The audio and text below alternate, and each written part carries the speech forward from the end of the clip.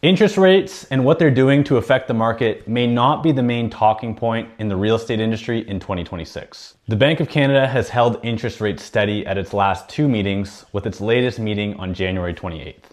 Interestingly, the last two cuts Bank of Canada did in the fall of 2025 had little to no impact on the market, much to the disappointment of some sellers who were hoping for a spark. The big six banks in Canada have released their interest rate predictions for 2026 and 2027. And for the most part, they largely align throughout 2026.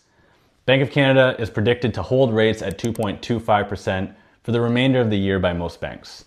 As we head into 2027, that's where their predictions begin to diverge sharply. RBC, National Bank, and Scotiabank all agree that rates will rise once the easing cycle ends, but they differ a little bit on timeline.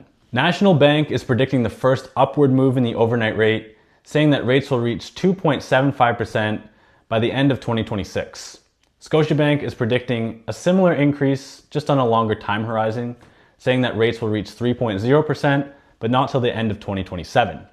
RBC is predicting the highest increase in the overnight rate, saying it's going to get to 3.25% by Q4 of 2027. In contrast, TD, CIBC, and BMO all don't think rates will change at all, implying a prolonged period of stability, saying that the overnight rate will stay the same at 2.25% between now and the end of 2027. The Bank of Canada overnight rate is directly tied to your mortgage costs and housing affordability, so understanding these predictions is important. A lower or stable policy rate typically leads to lower borrowing costs, and with fixed rates hovering around the 4% mark for some time now, buyers have come to terms with this new reality.